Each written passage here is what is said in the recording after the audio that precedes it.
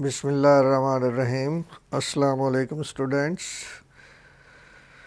I am Ishaq Ahmed, your teacher of Social Studies for class 7. ہم chapter 5 پڑھ رہے ہیں، آپ کو پتہ ہے، اور اس کا لاسٹ ٹاپک ہے ٹورزم. تو چیپٹر ہے، آپ کو پتہ ہے کہ انڈسٹریلائزیشن ان دا مسلمان ممالک میں صنعت کاری. تو ٹورزم جو ہے، سیاحت جو ہے، آپ کو بتایا گیا کہ وہ بھی دنیا میں ایک انڈسٹری کی صورت اختیار کر گیا ہے، اور اس کو بھی ایک انڈسٹری کے طور پر جو ہے پروان چڑھایا جا رہا ہے. تو آج لاسٹ لیسن میں ہم نے یو اے ای، ملائیشیا اور انڈونیشیا کے بارے میں پڑھا تھا، ان کی ٹورزم کی انڈسٹری کے بارے میں پڑھا تھا. آج ہم ترکی، پاکستان اور سعودی عربیہ کے بارے میں پڑھیں گے کہ یہاں پر جو ہے وہ سیاحت یا ٹورزم جو ہے وہ کس طرح جو ہے وہ ڈیولپ ہو رہا ہے. تو سب سے پہلے دیکھیے، پہلی سلائیڈ میں ہم ترکی کے بارے میں دیکھیں گے. ترکی ایک ایسا ملک ہے جو کہ ایشیا اور یورپ کے سنگم پر واقع ہے، یعنی یورپ اور ایشیا کو ملاتا ہے. آدھا ملک، کچھ حصہ ترکی کا جو ہے وہ یورپ میں ہے، کچھ حصہ ایشیا میں ہے. اور اس کا ایک جو سب سے اہم ایک شہر ہے استنبول جس کو کہتے ہیں، جس کا انگلش میں اس کو کانسٹنٹینوپل پرانا اس کا نام ہے، اور اس کو قسطنطنیہ کہا جاتا تھا پہلے. وہ ایک بہت تاریخی شہر ہے.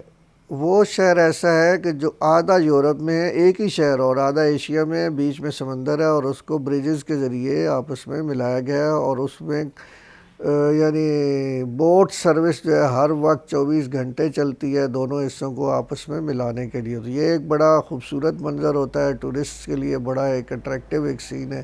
تو اس کے لیے بھی یہاں پر خاص طور پر ٹورسٹ آتے ہیں.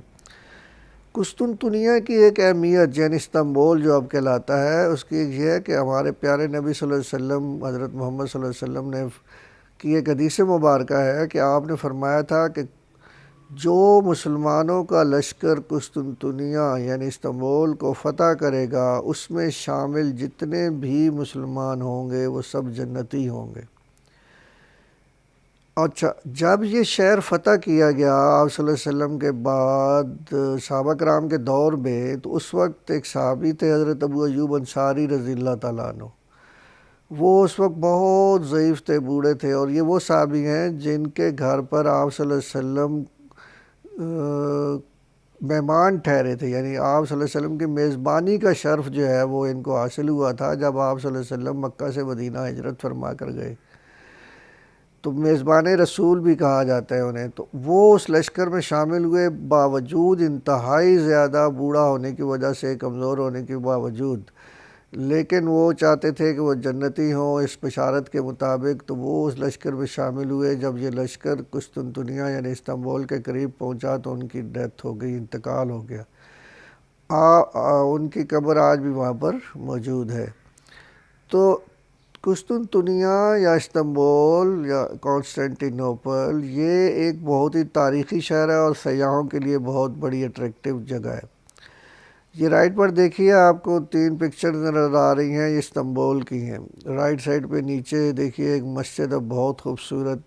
اوپر سمندر کا ایک منظر ہے، اور بیچ میں اس کے ایک آئی لینڈ بنا ہوا ہے، جزیرہ بنایا گیا ہے. اسی طرح نیچے والی سائڈ پہ وہاں پر جو الیکٹرک ٹرین جو ہے وہ چلتی ہے شہر کے اندر، یہ وہ ہے. تو بہت ساری اٹریکشنز ہیں جو کہ سیاحوں کے لیے ترکی میں جو ہے وہ پائی جاتی ہیں، اور سیاح جو ہیں اس کو دیکھنے کے لیے آتے ہیں. دوسری سلائیڈ میں دیکھیے آپ، یہ Turkey is also popular for its finely crafted goods. ترکی جو ہے وہ اس میں ہاتھ سے بنی ہوئی چیزیں، دستکاری جس کو کہتے ہیں، ہینڈی کرافٹس کہتے ہیں، اس کے لیے بھی بڑا مشہور ہے. یہ اوپر والی پکچر دیکھیے، گھوڑے سے بنے ہوئے ہیں، یہ ہاتھ سے بنائے گئے ہیں، یہ بڑی خوبصورت ماڈلز ہیں. نیچے ایک رائٹ سائڈ پہ ایک ماڈل بنا ہوا ہے. تو یہ اس طرح کی بہت ساری بے شمار چیزیں ترکی میں ہینڈی کرافٹس کے ذریعے بنائی جاتی ہیں جو کہ سیاحوں کو اٹریکٹ کرتی ہیں. اس کے علاوہ ماؤنٹین ڈیزرٹس، یعنی پہاڑی سیرگاہیں، تفریح گاہیں جو پہاڑوں کے ساتھ منسلک ہیں، جیسے کہ پاکستان میں بھی ہیں. تو یہ آپ دیکھیے کہ نیچے ایک پکچر میں دکھایا گیا ہے کہ ایک بہت بڑا پہاڑ ہے اور وہ برف سے ڈھکا ہوا ہے.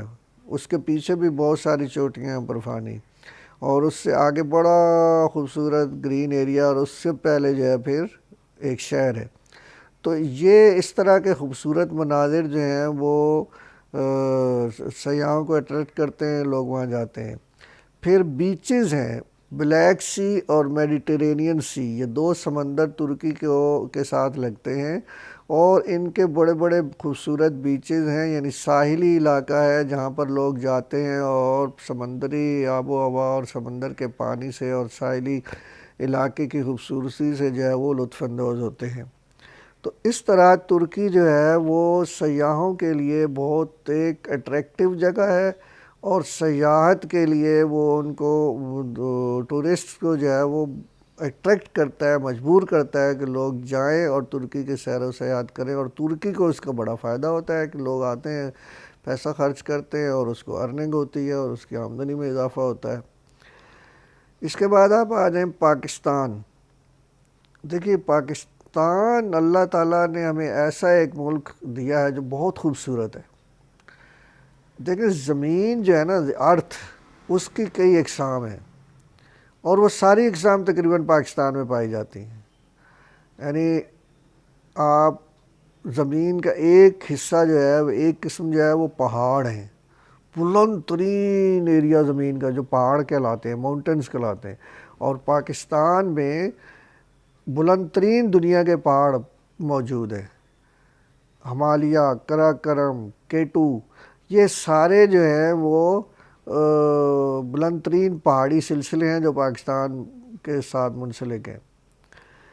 اس کے بعد پہاڑوں کے بعد ایک درمیانی حصہ آتا ہے زمین کا جس کو پلیٹوز کہا جاتا ہے، جو نہ ہی بہت بلند پہاڑ ہوتے ہیں اور نہ ہی میدان ہوتا ہے، بلکہ درمیانی، کسی جگہ اونچا کسی جگہ نیچا.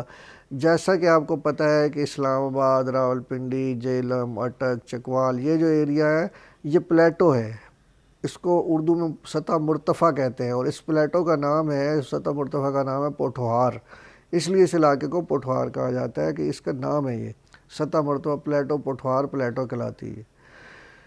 اس کے علاوہ اس کے بعد جہلم سے آگے چلے جائیں، لاہور، ملتان، پورا سندھ، کراچی تک، تو پھر آپ کو ایک میدانی علاقہ ملتا ہے جس کو پلینز کہا جاتا ہے. یہ بھی زمین کی ایک قسم ہے جہاں پر لوگ فصلیں، بڑی بڑی فصلیں ہوتی ہیں، بہت مختلف قسم کا اناج اور فصلیں پیدا ہوتی ہیں جو ہمارے کام آتی ہیں، ہم ایکسپورٹ بھی کرتے ہیں، چاول، گندم وغیرہ وغیرہ. پھر ایک زمین کی قسم ہوتی ہے صحرا، ڈیزرٹس، جو پنجاب میں بھی موجود ہیں اور سندھ میں موجود ہے. سندھ میں دنیا کا بہت بڑا جو صحرا ہے، صحرائے تھر، وہ ہے. اسی طرح پنجاب میں جو ہے وہ چولستان ہے، بلوچستان میں ہاران ہے. تو یہ صحرا بھی جو ہے پاکستان میں پائے جاتے ہیں. تو چوتھی قسم جو ہے زمین کی ہے سمندر، یعنی پانی جہاں پر ہو ہے، تو وہ بھی نیچے تو زمین ہے نا، اوپر پانی ہے، اس کے ایسی زمین جس میں پانی بھرا ہوا ہو. اللہ میاں نے دنیا کی ضرورت کے لیے جتنا پانی چاہیے تھا وہ سارا اس ایک ٹینک بنا دیا. سمندر ایک بڑا سارا پانی کا ذخیرہ ہے جس میں اللہ نے پانی جمع کر دیا. تو وہ بھی پاکستان کے ساتھ بحیرہ عرب کی صورت میں موجود ہے. تو اللہ تعالیٰ نے پاکستان کو اس طرح کی بے شمار نعمتوں سے نوازا. اسی طرح بہت خوبصورتی سے نوازا ہے پاکستان کو. پہاڑی علاقے ہیں پاکستان میں، پاکستان کے ناردرن شمالی علاقہ جات جو ہیں، خوبصورت پہاڑ، گرین لش پہاڑ. پھر اس سے اوپر جائیں تو برفانی پہاڑ، برف سے ڈھکے ہوئے پہاڑ، قراقرم وغیرہ. تو یہ ایریاز جو ہیں، آپ میں سے کئی لوگ گئے بھی ہوں گے اور انہوں نے دیکھا بھی ہوگا. جیسے ہم مری سے شروع ہو جاتا ہے یہ بلند پہاڑی سلسلہ، پھر آگے ابٹ آباد چلے جائیں، پھر امان سہرہ چلے جائیں، ناران، کاغان، سوات، دیر، کمراٹ، پھر کیٹو، اسکردو، ہنزا، گلگت. یہ اتنے خوبصورت پہاڑی علاقے ہیں کہ انسان دنگ رہ جاتا ہے اللہ تعالیٰ کی خوبصورتی کو، اس تخلیق کو دیکھ کر. اچھا، اس کے علاوہ پاکستان کی لوکیشن بھی ایک بڑی زبردست لوکیشن ہے. پاکستان جنوبی ایشیا کا دروازہ ہے. جنوبی ایشیا میں داخل ہونے کے لیے جتنے بھی لشکر یا جو حکمران جہاں پر حکمرانی کرتے رہے ہیں وہ افغانستان کے راستے یا ایران کے راستے پاکستان میں داخل ہوئے ہیں مختلف دروں کے ذریعے. درہ کہتے ہیں انگلش میں اس کو پاس کہتے ہیں جو پہاڑوں کے درمیان راستہ ہوتا ہے. تو پاکستان میں 3 درے بڑے مشہور ہیں.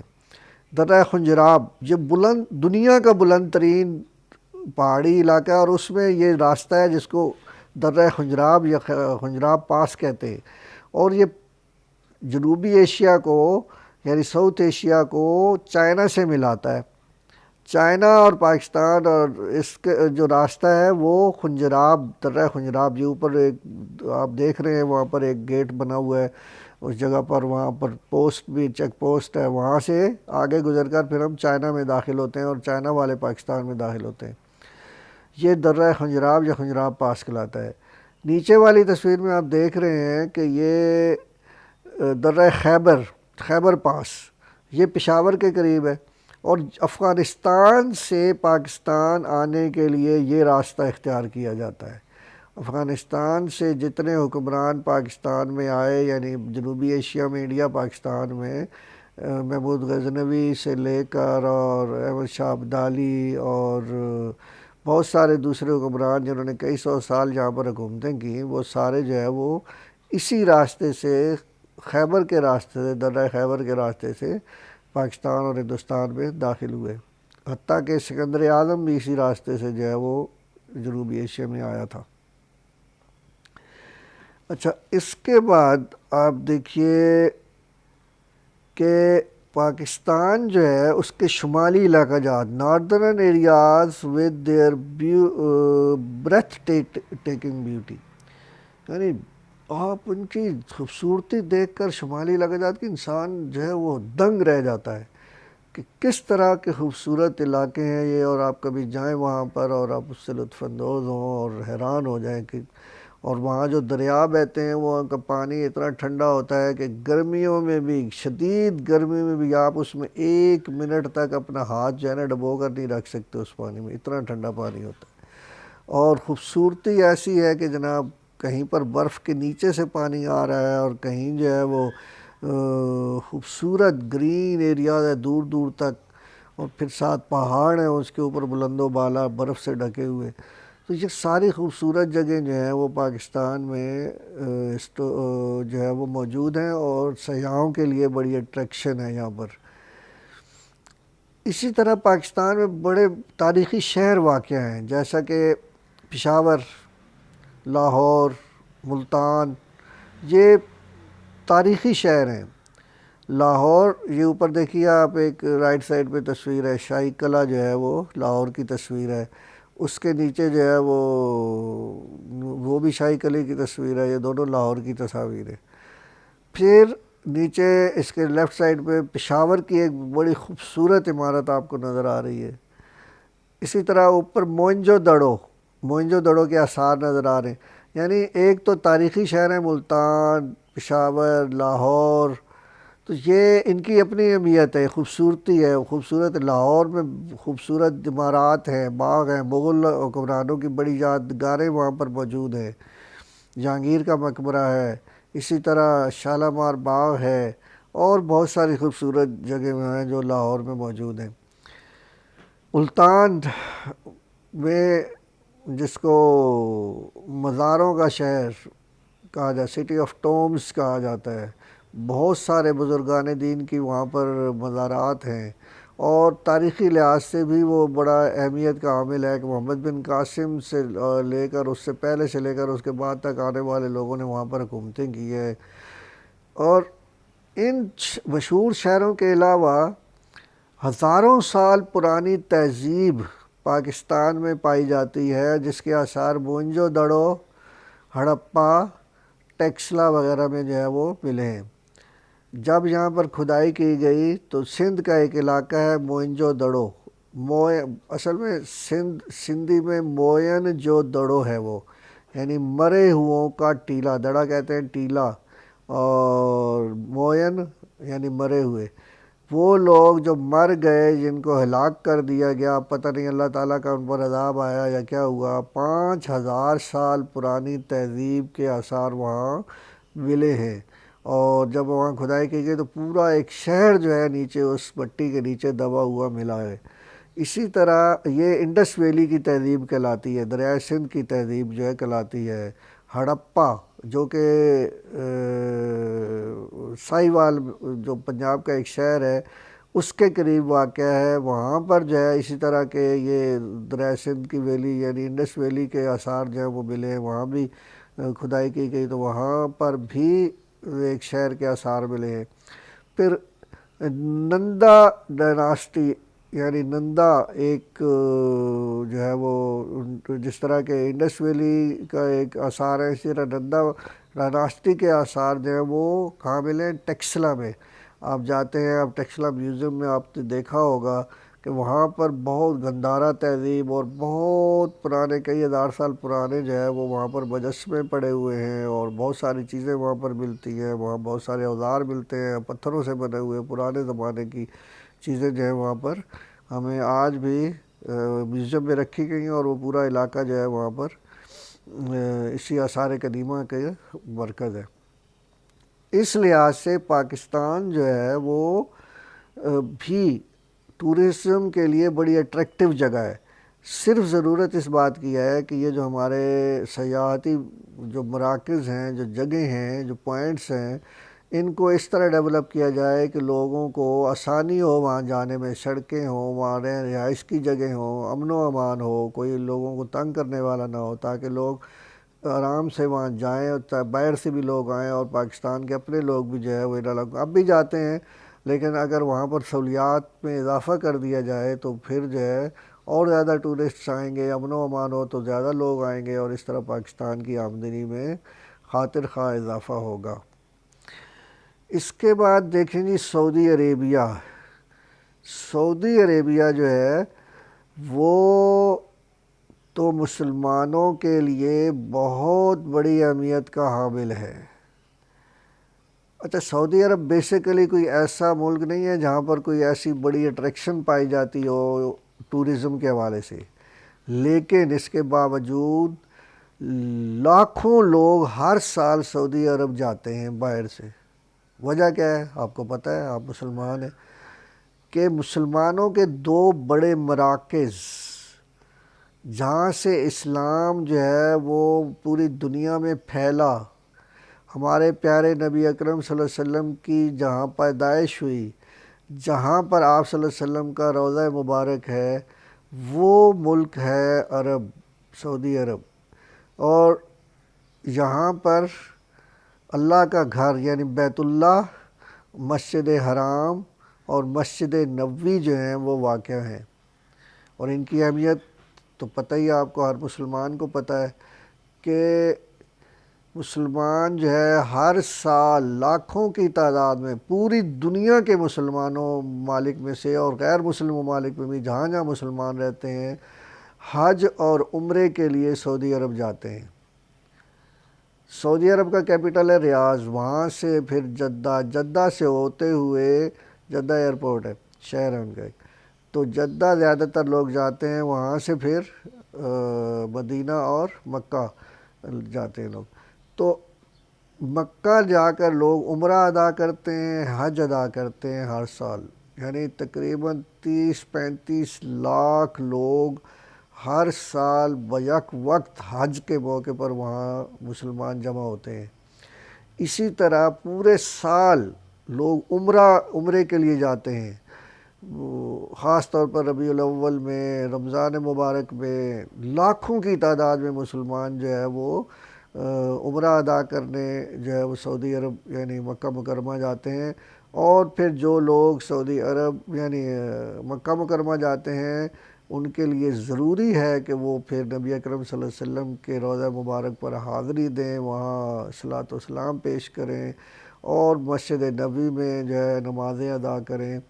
تو ان کی بڑی فضیلت ہے، اس کا آپ کو پتہ ہے کہ آپ صلی اللہ علیہ وسلم فرمایا کہ وہ شخص یعنی وہ شخص جو مکہ جائے حج کے لیے اور مدینہ نہ آئے، آپ صلی اللہ علیہ وسلم نے فرمایا کہ میرے شہر، آپ نے مدینہ کو اپنا شہر قرار دیا کہ میرے شہر میں وہ نہ آئے، تو وہ اس کے بارے میں آپ صلی اللہ علیہ وسلم نے اچھی رائے استعمال، مجھے اب پراپر حدیث کے الفاظ یاد نہیں کہ شاید آپ نے فرمایا کہ وہ شخص جو ہے وہ بخیل ہے یا اس طرح کا کوئی الفاظ ہے۔ تو جب مکہ جاتے ہیں اور مدینہ لوگ جاتے ہیں، ان کے ایک تو روحانی طور پر ان کو ایک اللہ تعالیٰ فضیلتیں عطا کرتا ہے، ان کے گناہوں کو معاف فرماتا ہے، اللہ تعالیٰ کی طرف رجوع ہوتا ہے، اللہ سے تعلق قائم ہوتا ہے، اللہ کے نبی صلی اللہ علیہ وسلم سے تعلق قائم ہوتا ہے۔ تو اس لیے لاکھوں کی تعداد میں لوگ جو ہیں وہ دنیا میں کسی ملک میں اتنے لوگ ہر سال نہیں جاتے، چاہے جتنا بھی مشہور ہو سیاحت کے لیے، جتنا کہ سعودی عرب میں لوگ مسلمان ہونے کی حیثیت سے جاتے ہیں، اور یہ بہت بڑی تعداد میں جاتے ہیں لوگ، اور ہر سال ہر موسم میں گرمی سردی، یعنی پورے سال میں کوئی ایسا مہینہ کوئی ایسا دن نہیں ہوتا جہاں پر جب لوگ وہاں نہیں جاتے ہوں، اور ہر وقت خانہ کعبہ کے گرد جو ہے لوگ طواف کرتے رہتے ہیں۔ اور اللہ تعالیٰ ہمیں بھی توفیق عطا فرمائے اور تمام مسلمانوں کو اس بات پر جو ہے وہ اس کی توفیق دے کہ وہ بیت اللہ کا حج جو ہے وہ ادا کرے اور نبی اکرم صلی اللہ علیہ وسلم کے روضے پر حاضری دیں۔ تو بیٹا یہ تھی آپ کے ٹورزم، اور یہ لیسن، یہ آپ کا جو چیپٹر ہے تقریباً کمپلیٹ ہو گیا ہے۔ اب اس کے ایکسرسائزز ہیں، آج آپ کو جو ہے وہ اس کے جو پیج نمبر آپ نے 28 بلکہ 29 اور 30 جو ہے اس کو پڑھنا ہے، اور اچھی طرح سے اس کو ریڈنگ کرنی ہے۔ یہ ویڈیو جو ہے آپ نے اس کو اچھی طرح سے سننا ہے، دیکھنا ہے، اور پھر اس کے بعد جو ہے جو کویشچن آپ کو دیے جا رہے ہیں ان کے آنسر جو ہے وہ لکھ کر مجھے سینڈ کرنے ہیں اپنے گروپ میں۔ تھینک یو ویری مچ، اللہ حافظ۔